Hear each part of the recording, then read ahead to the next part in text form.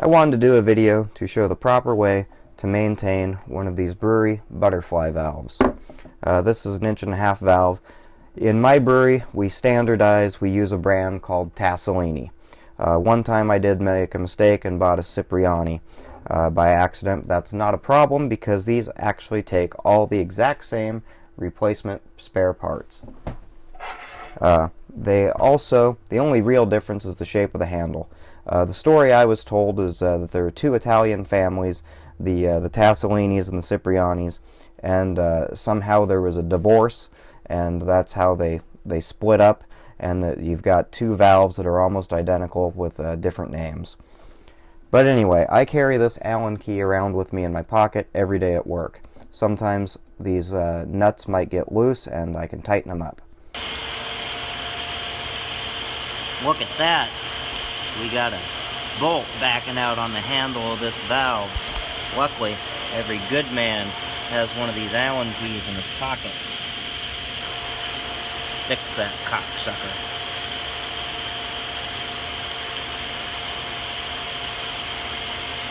There we go, that's better. But this is handy. It takes all the same Allen key for the whole thing. So let's just take this apart.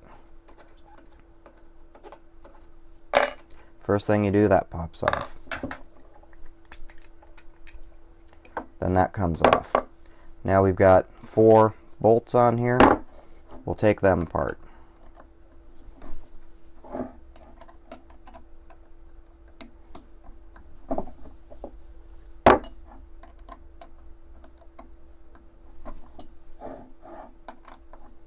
I don't know why, but I guess I like to loosen them all first, and then I like to take them out. So when I reassemble this, I'll actually put a little bit of lubricant on these so that the stainless steel does not gall together. That term galling, I believe, is when it actually tries to bond to itself on the molecular level. Stainless is somewhat prone to that, and I've actually tried to put one of these together and had the bolt gall and wound up twisting the head off of it. And so since that happened, I always lube these when I put them back together. I haven't had a problem since. I've been brewing beer for 13 years, and I have taken apart a ton of these valves. Well, you're probably wondering why we take it apart. I guess I should have said that to begin with.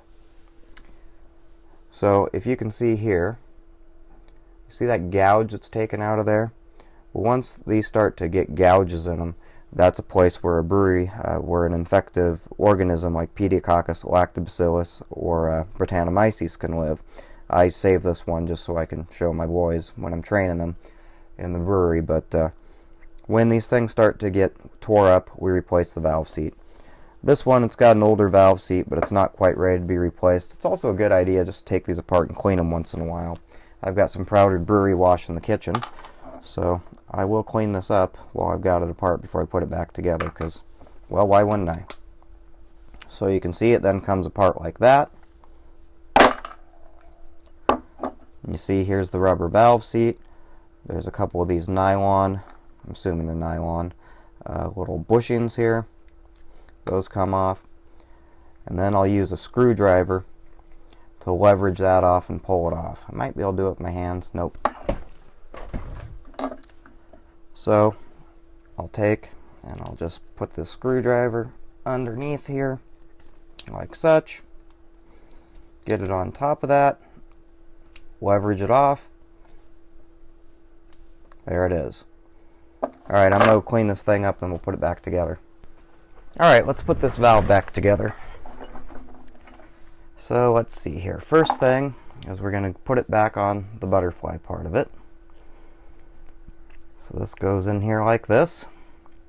And then next thing you do is you got to get the rubber part up over the top of that. Typically I use a flathead screwdriver for that, but I got this Phillips screwdriver here, so we're going to make it work, or at least try.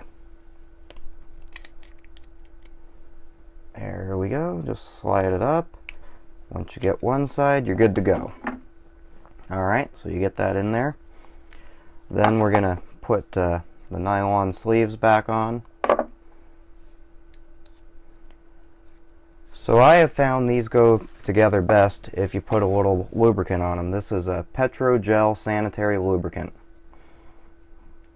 I think essentially it's just Vaseline. So I'll put a little on my finger, and I just go right around where it's going to go into this seat here, just to make it slide in a little easier. It doesn't take much.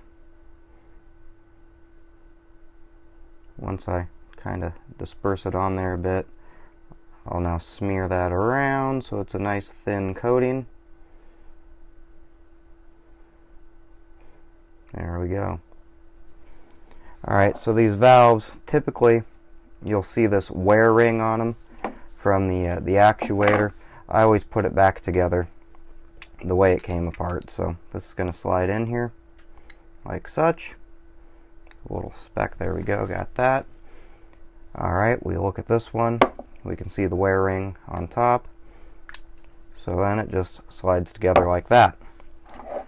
Now, like I said, once in the past I had one of these bolts as is going in. It galled and got stuck, the threads, and wouldn't screw anymore. So ever since then I just put a little dab of Sani lube on there.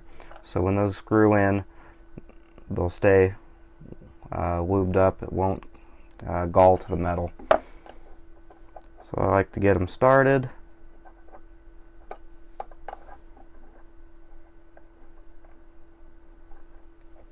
Then I'll flip it. Do these guys. There it is. Just like that.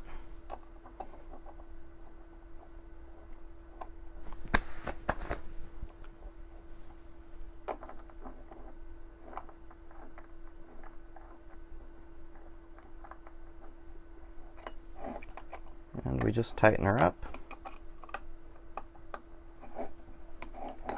I'll kind of switch and make sure this goes together evenly.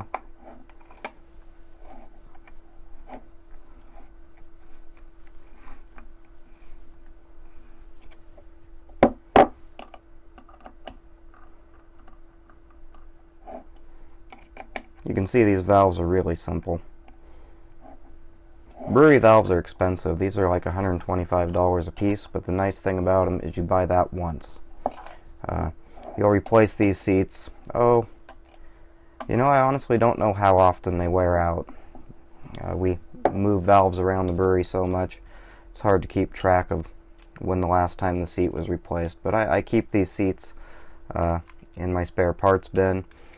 I use the silicone kind. There's a EDPM or EPDM or something, is a black rubber that some folks use. I find the red silicone holds up to the heat best, and so I just stock one kind. I've also seen that even have a Teflon seat. I had trouble using those back in the day. The seats were really rough to put in and out, so we stopped using those, and I just standardized the silicone.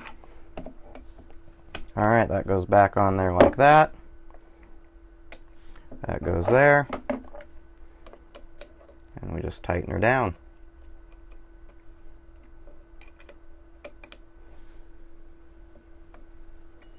Oop.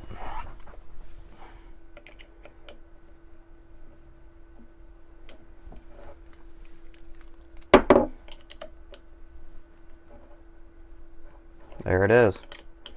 Just tighten that up snug.